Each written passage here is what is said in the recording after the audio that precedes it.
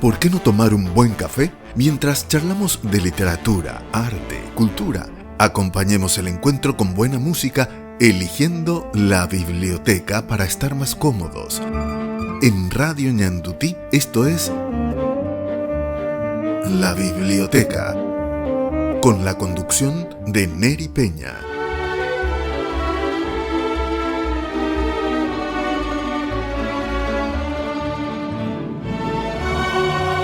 Amigos y amigas de la biblioteca, bienvenidos a este espacio cultural del grupo Ñandutí.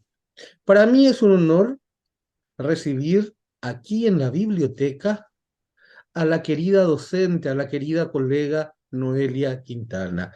Ella es historiadora, tiene una maestría en altos estudios estratégicos, estudios en Grecia, Estados Unidos, una investigadora. Hace una semana aproximadamente presentó el libro Washburn y la conspiración paraguaya, la traducción del francés. Ella hizo de traductora al español. Tiene el sello de la editorial Servilibro. Antes de saludarte, Noelia, quiero seguir dando algunos datos importantes. El original de este libro, o aunque algunos dicen que es un panfleto, está en la Biblioteca Nacional de Francia. Después puedo ir diciendo en qué bibliotecas están. En Paraguay ocurrió algo peculiar. Se catalogó bajo la autoría del cónsul francés en Paraguay, Couberville, y resulta que este mismo libro ahora ya está en manos de los responsables de la Biblioteca Nacional. Hasta hace semanas atrás aparecía catalogado como un panfleto, librito del cónsul Couberville. Una mano extraña con un corrector, esos correctores que usábamos los viejitos para la máquina de escribir, esos así tipo pinta uñas. Bueno, con eso dice que fueron a borrar el nombre del autor del libro. Cosas que solamente ocurren en Paraguay. Pero, bueno, hay que enmendar. Profesora Noelia Quintana, bienvenida a la biblioteca. ¿Qué tal, Neri? Un gusto para mí poder compartir este espacio de la 1020 AM, la biblioteca, un programa tan referencial de la cultura paraguaya. Y me gustaría poder ampliar justamente lo que vos mencionaste, ¿verdad? Desde el 2016, la Biblioteca Nacional tenía como referencia, le estaba dando al autor, no es que se tocó el texto, sino lo que cambiaron fue su referencia con relación al texto, porque el texto está impreso en francés y sería una barbaridad que lo manoseen, eso no hicieron. ¿Dónde hicieron los cambios? Lo hicieron los cambios en la parte digital, en la página de presentación del libro. Desde el 2016 hasta el 4 de septiembre, Neri, de este año, 3 días antes de que yo haga el lanzamiento, le daban la autoría al cónsul francés, presidente acreditado ante el gobierno paraguayo, aquí en Asunción, y decía, bueno, panfleto o libro donde el cónsul francés, Paul Cavelier de Couberville, denuncia a Washburn por ser el principal agente de la conspiración. 3 días antes cambian la descripción, le sacan la autoría a Couberville y le dejan decir panfleto acusatorio a Washburn por ser agente de la conspiración y lo sacan a Couberville. Bueno, yo como estaba en el tema de los preparativos de lanzamiento no pude acercarme, pero el viernes, al día siguiente, a las 7 de la mañana, me reúno con el director de la Biblioteca Nacional y le digo, ¿por qué hicieron ese cambio? ¿Verdad?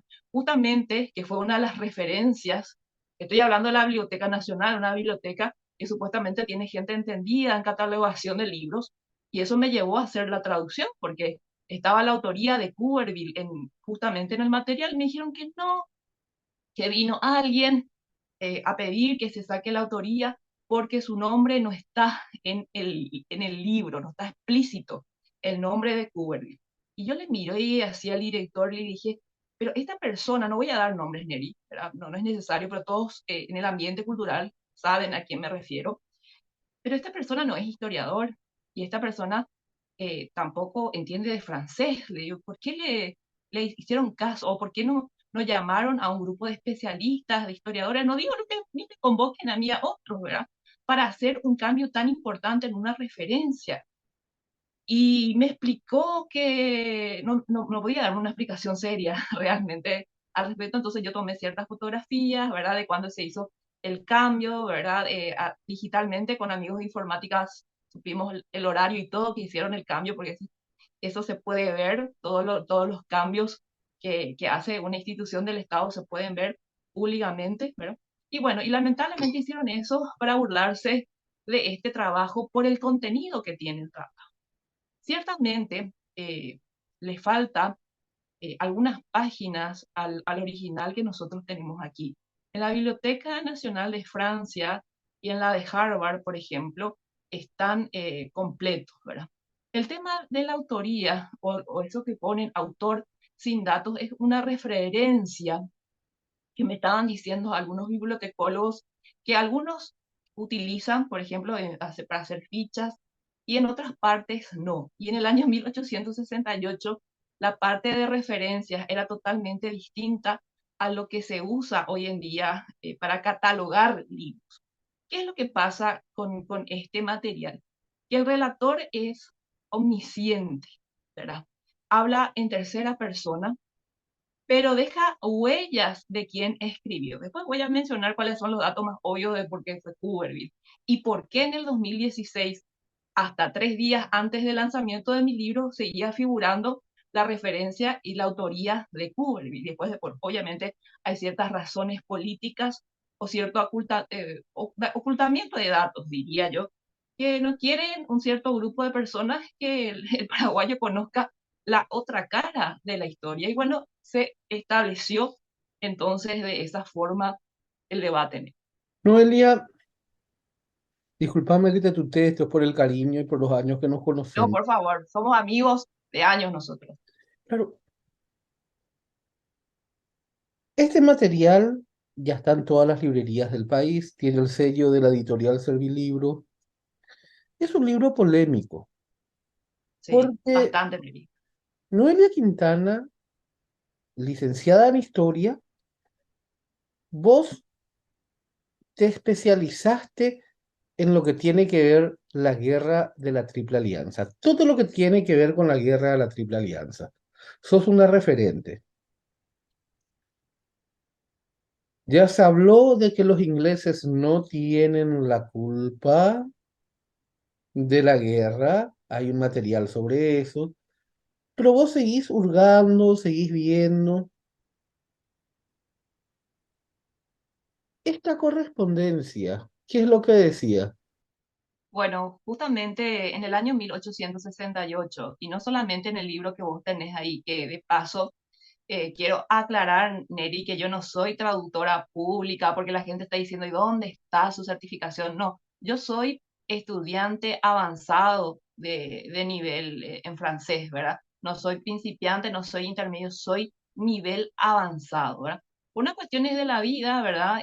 Tuve que dejar 6 meses antes de recibirme, pero voy a completar el año que viene en el ejército y voy a tener mi título de técnica superior en lengua francesa, ¿verdad? Quiero comentarles, por eso en la solapa mi libro dice estudiante avanzada de francés, es decir, a mí me permite leer una obra que está completamente en francés y poder distinguir qué tipo de francés es, si es formal, si es familiar. Y bueno, entonces tenemos que ir analizando todo este tipo de cosas en algún momento de tu programa, Net. Pero básicamente en este libro se le acusa a Wasburn de ser el agente mediador de la conspiración entre un grupo de paraguayos, familiares, políticos y militares cercanos al gobierno del mariscal López, que básicamente pasaron una información vital, Neri. Imagínate, todos sabemos de historia que nuestra fortaleza, Humaitá, estratégicamente hablando, era un punto fuerte que retuvo o detuvo a nada más y nada menos que a una escuadra imperial poderosa por 2 años. ¿Y cómo es que en el 68, por cosas de la vida, algunos dicen no, que subió más el río, no, que por cuestiones de la orden de don Pedro II, que sí o sí ya tenían que pasar, ¿verdad? Se animan a hacer este pasaje justamente por humanidad. Y este tipo de respuestas se encuentran en esta obra, porque está, por ejemplo, las confesiones de Benigno López. Benigno López en detalle justamente cuenta cómo hacía el paso de la información y cómo Washburn, a través de las valijas diplomáticas, podía, y en la libertad que él tenía también como un agente diplomático, podía estar en los dos bandos, es decir, en los dos ejércitos, tanto en el nacional como en el ejército aliado. Él podía hablar libremente con el mariscal López, así como a Caxias. Entonces es de ahí que era una suerte de paloma mensajera, ¿verdad? Los revolucionarios, así se autodenominaban, ¿verdad? Estos hombres que querían derrocar a López y firmar todo, vamos a decir, los puntos o las conveniencias de los aliados para que acontezca esto. Y que bueno, que suba al poder la cabeza de esta conspiración que era Benigno. Entonces aquí también se analiza el derecho de asilo, ¿verdad? Hasta qué punto un diplomático puede utilizar su embajada, su residencia, ¿verdad? Para que personas que fueron declaradas como criminales de Estado puedan tener un refugio en ese lugar y se los pueda apartar de la justicia local. Entonces, estamos viendo, ¿verdad? Que este escrito lo hizo un hombre, primero que tiene que ser un francés nativo, ¿verdad? Uno al leer el original sabe que ni el hombre más culto del gobierno paraguayo podía utilizar frases así tan propias de un francés y un francés formal. Y aparte de ser un francés formal, tenía mucho en la redacción, se nota que conoce mucho de la historia diplomática francesa, porque son esos sus ejemplos, y también que el testigo conoció y vio de primera mano la conspiración. Además, Neri, tenemos otras fuentes que mencionan que Cuberville tenía ciertos problemas con Washburn y eso nadie lo puede negar dentro de la investigación de esta guerra, porque Cuberville fue el que denunció la conspiración. Entonces, Washburn lo trataba de canalla cuando estaba de buen humor y cuando estaba de mal humor lo trataba de bestia. Así, este tipo de expresiones Washburn emitía hacia Cuberville. A lo largo del texto hay referencias de Kubrick, bueno, te comento así brevemente, pero que no quiero spoilear el libro, ¿verdad? Decía, bueno, una conversación que tuvo con el cónsul de Francia, Kubrick, debió iluminar a Washburn, por ejemplo, en una parte dice eso, y en otras partes le da de referencia una carta entre justamente Cuberville y el ministro interino Gumersindo Benítez, donde destaca toda una carta que analiza, ¿verdad?, el tema de Washburn y que evidentemente él como cónsul tenía un accionar diferente al ministro estadounidense. Es decir, todo gira en torno a los consejos de Washburn y a sus cartas.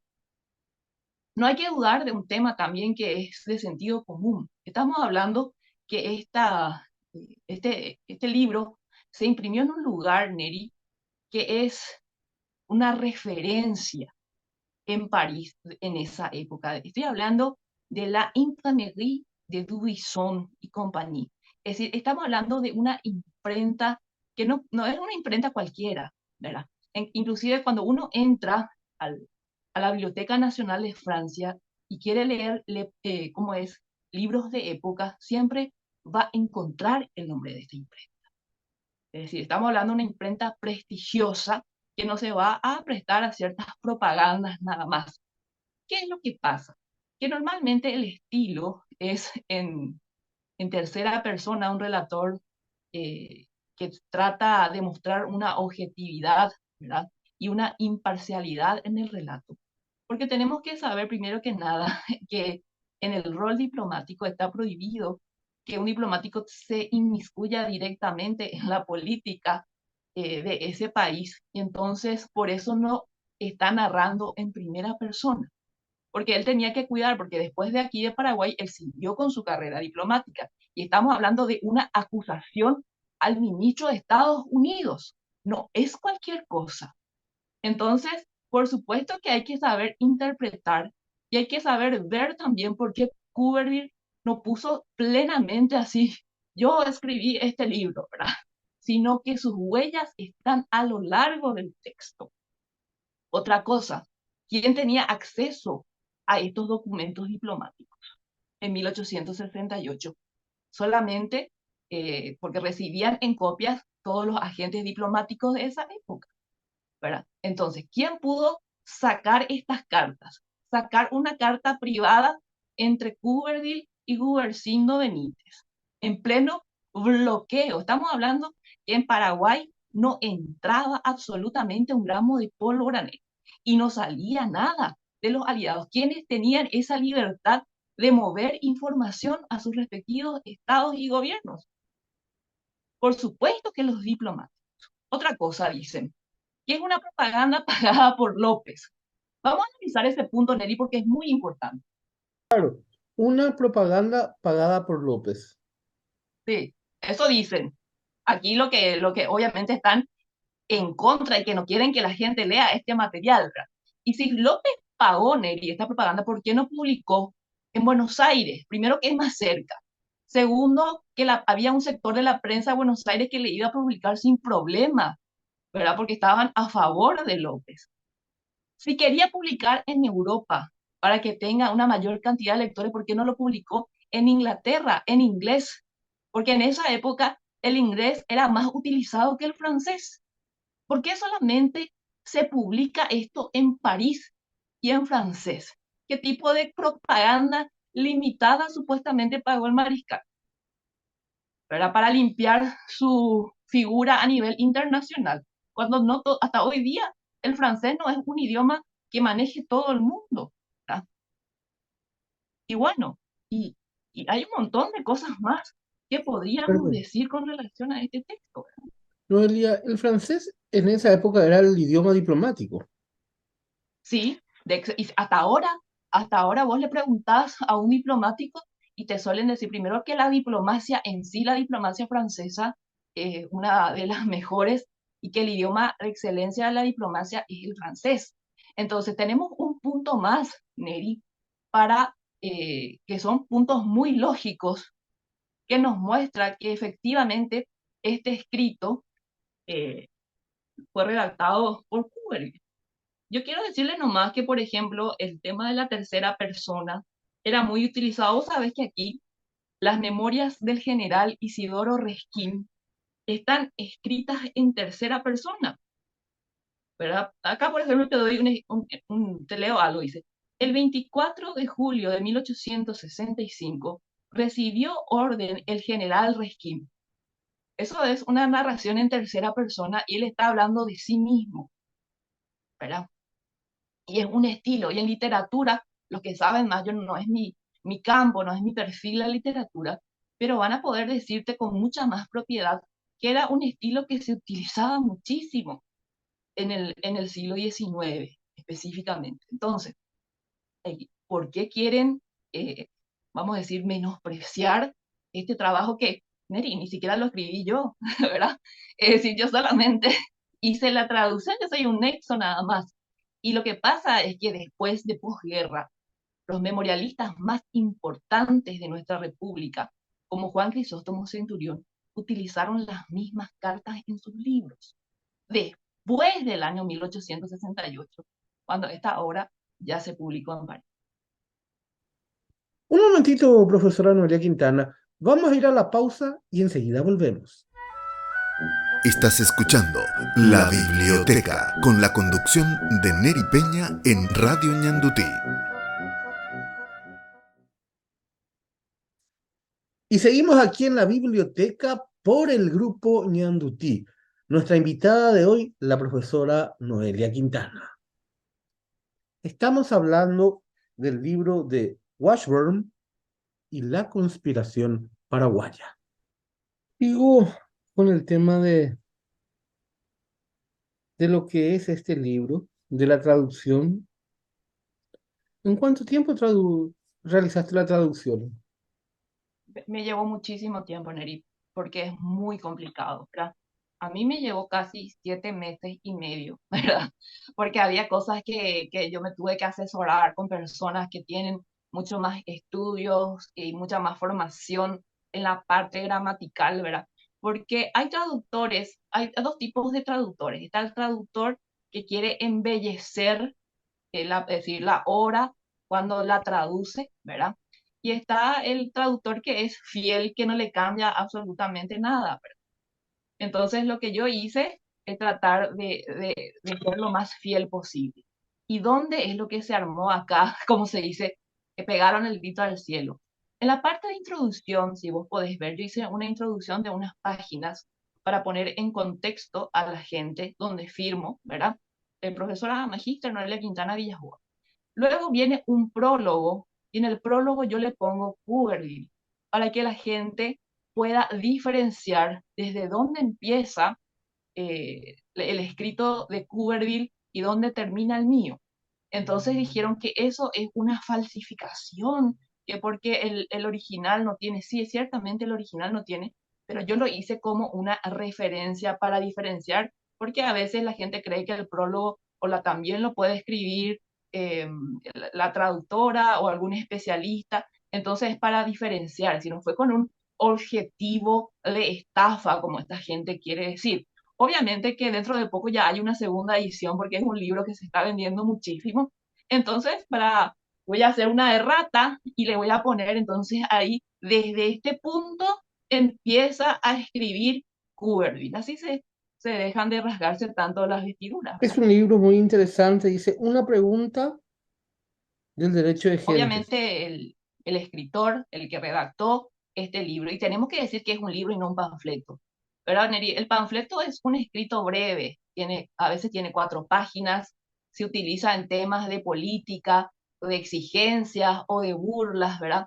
Y según las Naciones Unidas, para ser considerado un material, un libro tiene que tener más de 45 páginas. Y vemos que este original tiene 99 páginas. Entonces, catalogarlo como un panfleto es un gran desconocimiento en las diferencias que hay entre la estructura de un libro y un panfleto. Pero, ¿qué es lo que pasa? ¿Por qué le llaman panfleto? Por las denuncias que tiene, ¿verdad? Entonces, el autor se hace esta pregunta en base al derecho internacional público. Entonces, ¿qué es lo que analiza ahí? La conducta justamente de Washburn. ¿Es correcto que él haya utilizado a su embajada o a su hotel de embajada, que es lo correcto, para resguardar a ciertos criminales, a Bliss, ¿verdad? A Masterman, y que eran requeridos por la justicia paraguaya y él se negaba a entregarle al gobierno paraguayo a estos hombres que estaban más que involucrados en la conspiración? ¿Por qué no quería entregar a la justicia a estos hombres? ¿Por qué quiso obstaculizar el proceso judicial hacia estas personas? Y bueno, empieza a analizar eso, ¿verdad? Y obviamente con escritores diplomáticos, con escritores de la época que manejaban el derecho de gente y da una explicación y termina concluyéndose que fue un error lo de Wassoud. Y habla también, pone en otro ejemplo, ¿verdad? Que justamente el cónsul francés también tenía algunos franceses sindicados en este problema, pero sin embargo él los entregó, ¿verdad? A la justicia paraguaya. Muy diferente lo de Wassoud. Sabes que la embajada de los Estados Unidos fue la única que en el año 1868, cuando el gobierno paraguayo declara nuestra capital como una plaza de guerra y que todos nuestros ministerios, es decir, el gobierno, tenía que trasladarse a Luque, la única embajada que no siguió al gobierno paraguayo fue la de Estados Unidos. Se quedaron ahí, No sabía, ¿entendés? no Todas las sabía. demás se fueron, porque el que dice el derecho internacional público en relación a este tema, las funciones diplomáticas, que un diplomático debe seguir al gobierno ante el cual está acreditado en el lugar que el gobierno esté. ¿Verdad? Todos los demás le siguieron y se fueron a Luque, pero él fue el único que se quedó aquí. ¿Pero por qué se quedó aquí? Según este autor, según Cuberville, es porque él tenía en su embajada gente que sabía, ¿verdad?, que estaba esperando a la escuadra brasileña que ataque a Asunción y que por supuesto los revolucionarios se levanten en armas y así se pueda derrocar al gobierno de Francisco Solano López. En 1868, gracias a este libro, se entiende lo que fue la conspiración. Muy pocos entienden lo que es la conspiración, Eri. Es una excelente pregunta. La gente cree que conspirar era tratar de armar eh, una forma de asesinar, un plan de asesinato a López, cosa que también intentaron hacerlo, ¿verdad? En varias ocasiones, pero la conspiración en sí es el paso la información de inteligencia militar al enemigo. Por ejemplo, en este libro, ¿verdad?, en la parte de documentos justificativos que expone justamente Monsieur Cuberville, habla que en una ocasión Benigno López se reúne en la casa, en la embajada de donde residía Washburn, y que con el libro de Dugratti empiezan a estudiar la topografía y que Benigno le dibuja el plano a Wadsworth en una hoja, ¿verdad?, donde tendría que pasar, qué tipo de movimiento envolvente tendrían que hacer los brasileros para sitiar Humaitá. Y eso es un paso de información de inteligencia que López celosamente lo tenía guardado. Cuando nosotros comparamos este relato, por ejemplo, en lo que dice el coronel Silvestre Aveiro, vemos que está lo mismo y que López, justamente cuando se da este paso, es lo que a él le calza, vamos a decir, la ficha de que realmente la conspiración existió, empezó a apresar gente, empezó a hurgar, a poner ciertas personas para sacar información de qué es lo que contaron, qué es lo que hicieron, ¿verdad? Y efectivamente se llegó a todos los responsables. Justamente con el paso de los acorazados es que López se da cuenta de la conspiración. Y la gente no entiende que eso llevó a qué cosa, al exterminio de la población brava. Porque no iban a pasar Humaitá así nomás. Por uno cuando conoce el mapa, que parece una suerte de herradura, justamente en lo que es Humaitá, cómo estaba posicionado fortísimamente, estratégicamente, tenían miedo los aliados de pasar por esa zona, ¿verdad? Y bueno, y pasaron, ¿verdad? Entonces Bedoya, cuando ve esto, Bedoya, estábamos hablando del cuñado de López, se alarmó tanto que fue corriendo, vamos a decir, a reunirse con el obispo Palacio y le dice que estaba muy preocupado porque algo muy grave iba a pasar en Asunción. Entonces Palacio, estas mismas palabras le vuelve a reproducir al mariscal López y ahí es donde se lo apresa a Saturnino Bedoya y empiezan las confesiones, ¿verdad? Y bueno, y todo esto lleva a la cabeza de la conspiración, que es su propio hermano, Benigno, y Venancio también, es decir, los dos estaban metidos en esta conspiración. Habla también cuánto dinero se le dio a Washburn, ¿verdad? Y que Benigno le decía, cuando esto sea un éxito, te vamos a dar mucha más plata, ¿verdad? Inclusive hay una conversación de Verges, cuando Verges también confiesa, donde él utiliza una palabra en portugués, a mí no me sale la pronunciación, ¿verdad? Pero que significa bien lleno, ¿verdad? Como muy satisfecho, bien pagado, ¿verdad? Sobre Washburn.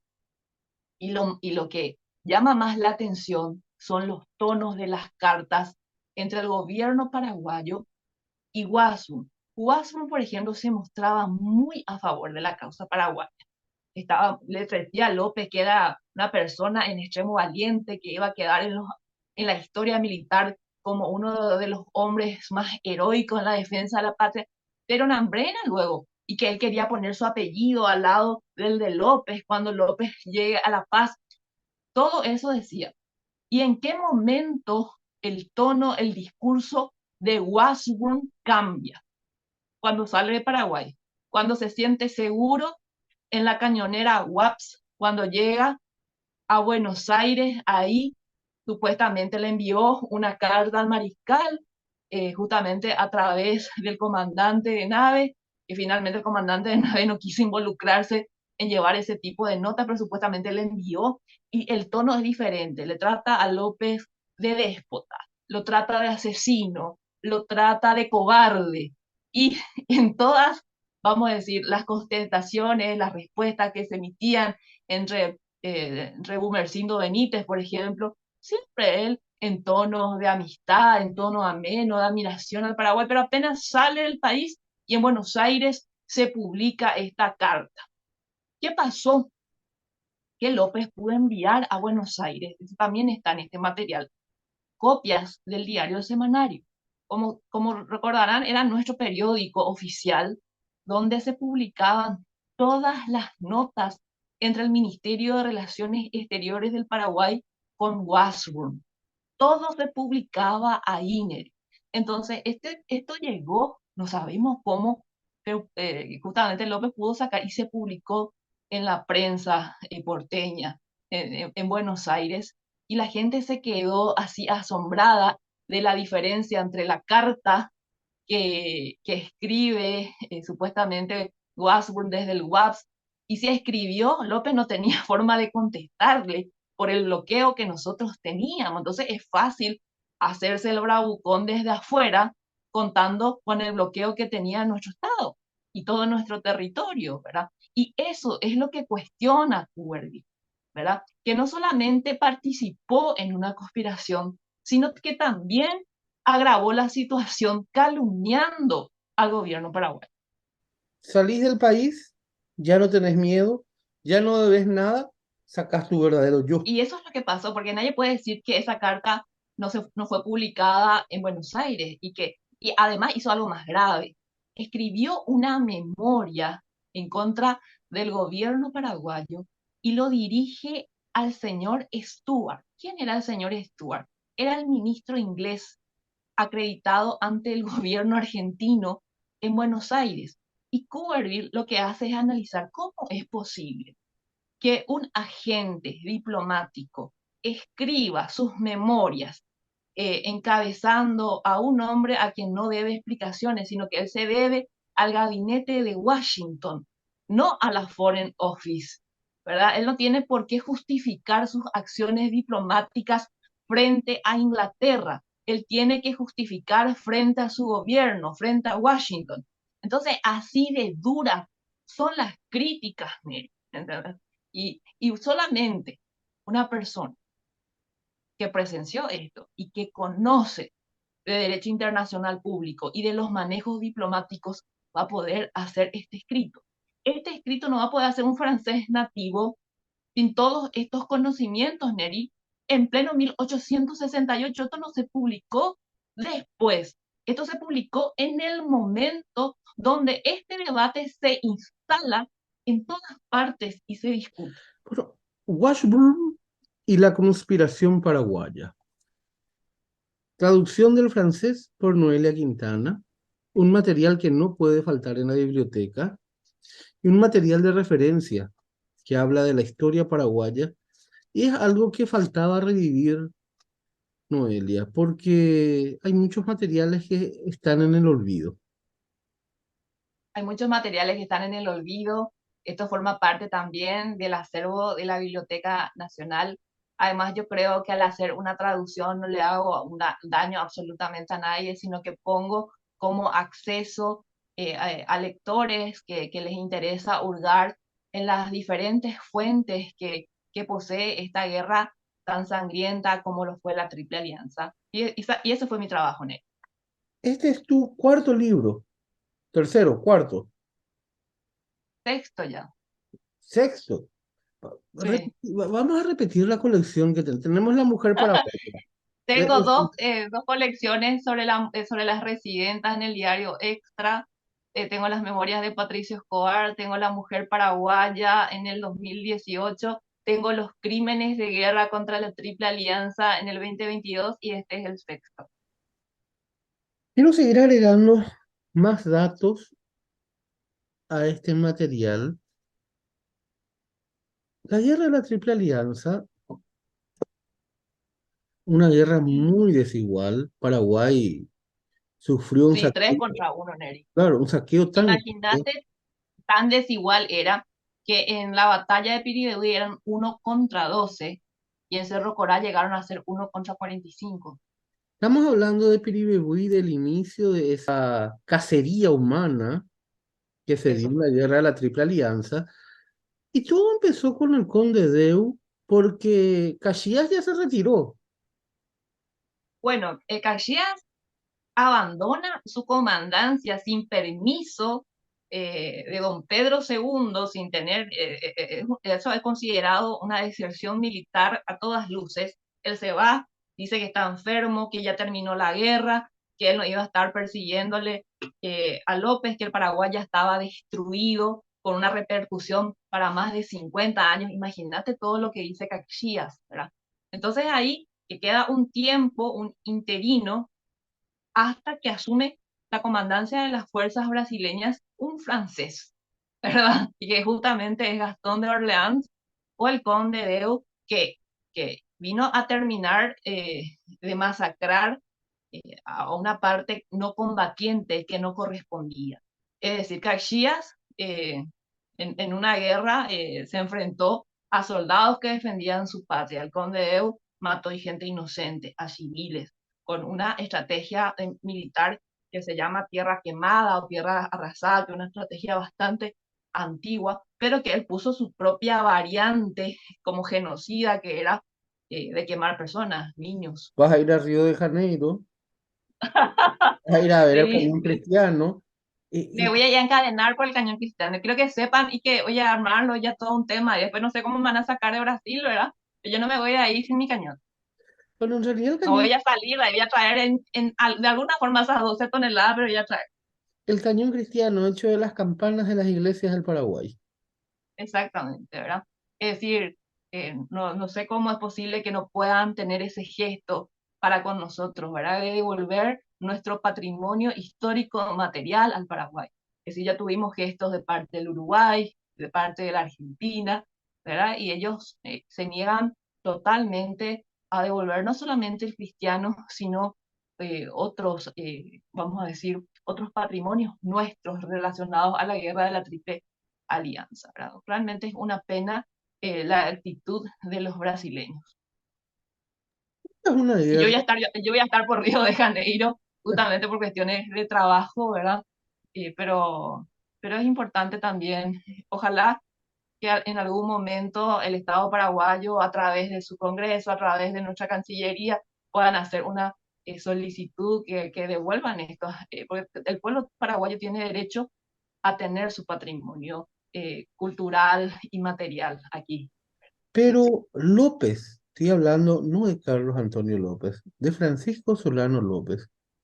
Sí. Una historia tan trágica. Desde el amor, porque se enamoró, no se le aceptó al amor de su vida, hasta ahora, País, ¿no? hasta ahora sigue ese problema. Y bueno, Imagínate, imagínate vos, Neri, quiero nomás aclarar esto, ya que tocaste este tema de Elisa. Elisa no se casó por la Iglesia Católica Apostólica Romana con el señor o con Monsieur Quatrefages. Ella se casó en Irlanda por rituales protestantes, así que la iglesia acá, Sinforiano Bogarín y toda la claque paqueta, ñembo religiosa, discúlpenme la expresión, no tienen por qué juzgar. Es más, si ella se quería casar por el ritual católico, lo podía hacer, ¿verdad? Porque ella no lo hizo nunca. Entonces, y eso demuestra, cuando Catrefash se casa de forma legal, porque ella tenía 16 años aproximadamente cuando se casó con él, y se casó este médico farmacéutico sin permiso, ¿verdad? Porque ellos necesitaban permiso de sus superiores en esa época para casarse y lo hicieron de forma clandestina. Por eso que ella dice en sus memorias de exposición y protesta que su matrimonio era nulo. vuelvo el amor tuvo problemas Sí. con el amor, tuvo problemas con la familia. La mamá estuvo en la Imagínate que la conspiración, mamá lo quiso envenenar. Estamos los en el año hermanos, 1869, algo bárbaro. Que tu los propia madre hermanos, te quiera envenenar por una cuestión de poder político, ¿verdad? los hermanos lo traicionaron. Sasha Cardona escribió un libro sobre el anillo del verdugo de López. Habla de una teoría muy importante donde la hermana parece que se casó con el verdugo. O sea, No, no sé, no es que se casó, ¿verdad? Tuvo se acompañó. relaciones, ¿verdad? Bueno, Sí, ¿verdad? Todavía bueno, el cuerpo de López no estaba tibio todavía cuando fueron a festejar eso en las tiendas de campaña de nuestros genocidas, ¿verdad? el origen de López, el origen de Francisco Solano López, donde dicen, no, hijo de Lázaro Rojas, del padrino. Y bueno, imagínate que de esos son dimes y diretes, ¿verdad? Nosotros, lamentablemente, nuestro archivo se quemó en periodo y cocinaron los civilizados con documentos del Estado paraguayo, pero sí tenemos una referencia de época del año 1867 en uno de los periódicos de trinchera aprobado por el mariscal López, creo que si no me equivoco es en el Centinela, ¿verdad? Donde está su biografía y donde efectivamente dice que él nació un 24 de julio del año 1827. Y ese es un documento primario, es un documento de época y no va a ser alterado. Por eso, te digo, hay tanto que discutir de López, sus estrategias de guerra. Y lamentablemente se cargaron las tintas para dejarlo a él como el único responsable, como el único loco, ¿verdad? Y los otros, los santos civilizadores que vinieron a entregar el Paraguay. Es decir, el gobierno provisorio impuesto por las armas por los aliados, este gobierno de títeres, lo que hizo fue entregarles el Paraguay y cumplir a 100% el tratado secreto de la Triple Alianza. ¿Por qué lo asesinan a López?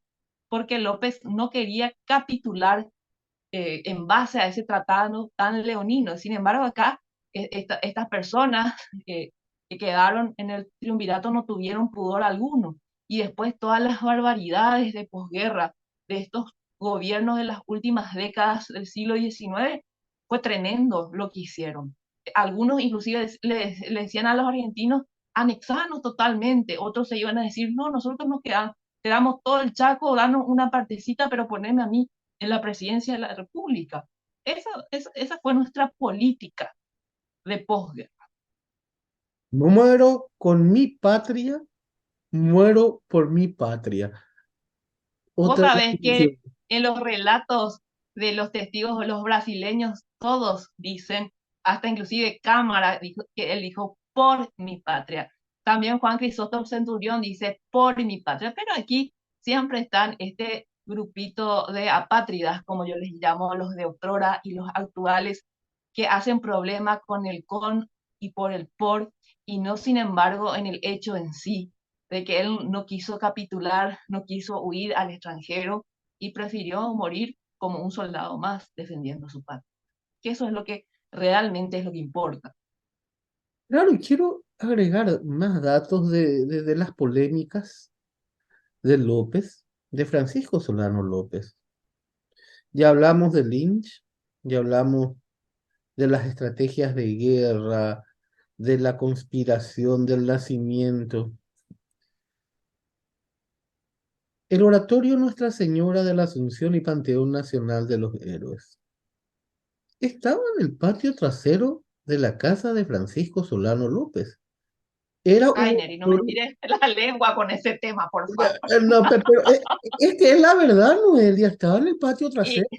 Y era un y es oratorio de su de familia, ellos. era un oratorio familiar, iba a ser un oratorio familiar. Imagínate después que hasta cuando asume la presidencia, justamente el coronel Franco hace los decretos correspondientes, anula algunos decretos legionarios que lo trataban a López de enemigo de la humanidad y que tenían que echarlo, ¿verdad? Su memoria del Paraguay, etcétera, tenerlo como lo más, como el ser más criminal que haya pasado por el Paraguay.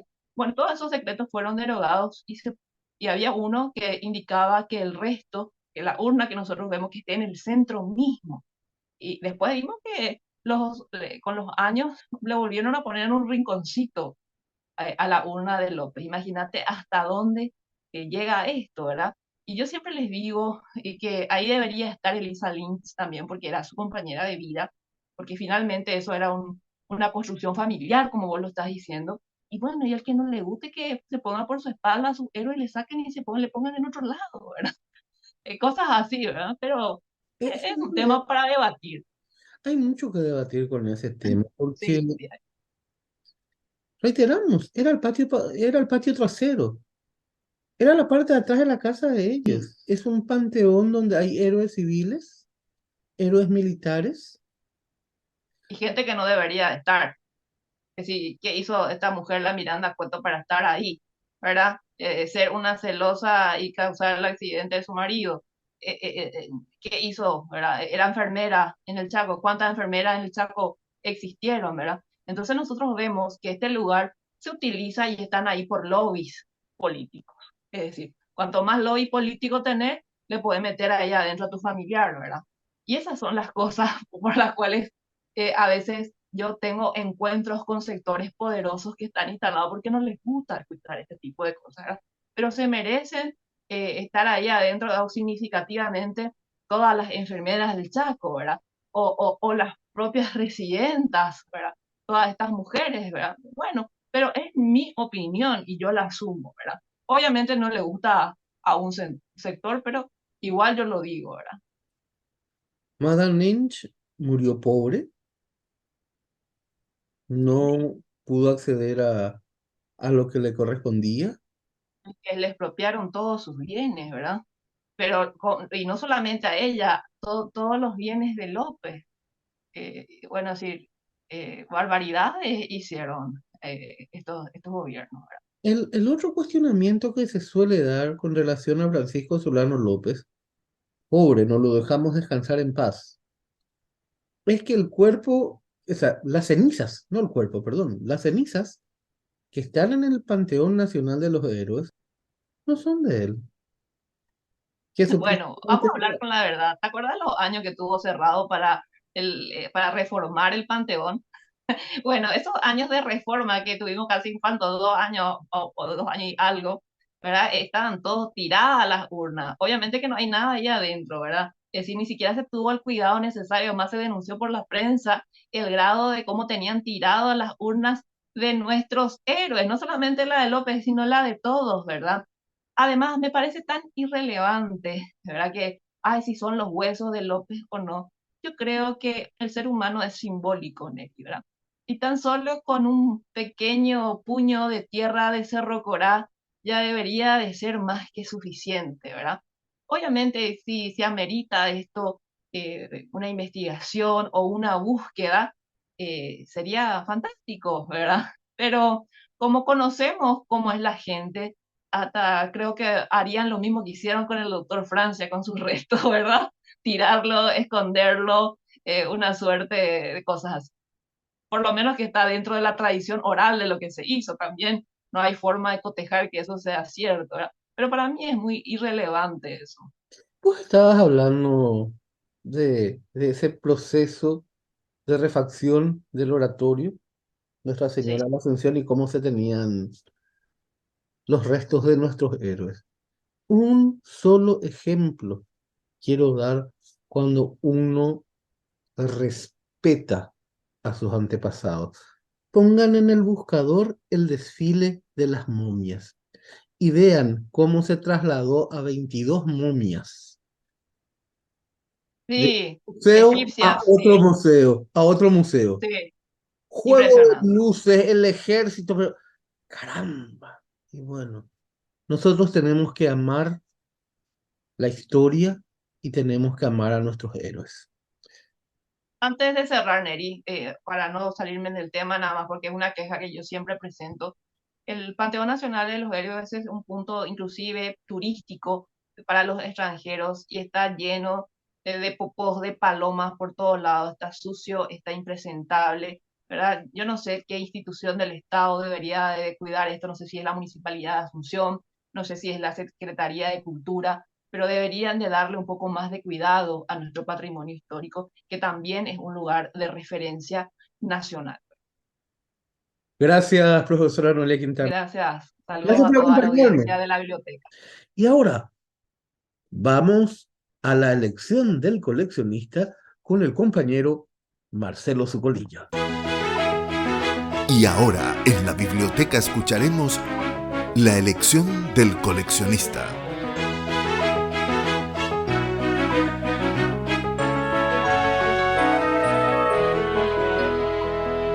Y en el bloque del coleccionista lo tenemos aquí a Marcelo Zucolillo. Marcelo, ¿qué elegiste para este bloque? Gracias, Neri. Para este bloque elegí la música llamada I Wanna Know What Love Is de la banda Foreigner. Una balada. Una balada romántica con un toque de rock para hacer un poco más movido. Es una banda muy conocida, de seguro la mayoría lo conoce. Es una banda inglesa, americana, que en los 80 fueron a vivir a Estados Unidos en búsqueda del gran estrellato, del gran contrato que le iba a llevar a los hits más conocidos del mundo. ¿Y este álbum lo llevó? Sí, este álbum, de donde sale la música I Wanna Know What Love Is, quiero saber qué es el amor, traducido al español. El álbum se llama Agent Provocateur, agente provocador, caracterizado por la F acostada de 3 colores. Es uno de los álbumes que tienen todas las músicas más conocidas, de los hits más conocidos de la banda Foreigner. O sea, ¿quieres saber lo que es el amor? ¿Quieres saber lo que es el amor? Y bueno, a disfrutar aquí en el bloque del coleccionista. Nosotros nos encontraremos el próximo domingo aquí en la biblioteca. Hasta siempre. Todos los domingos de 14 a 15 horas, Neri Peña los invita a La Biblioteca, un ameno encuentro con la literatura, la buena música, la cultura y un buen café. La Biblioteca, los domingos de 14 a 15 horas por Radio Ñandutí.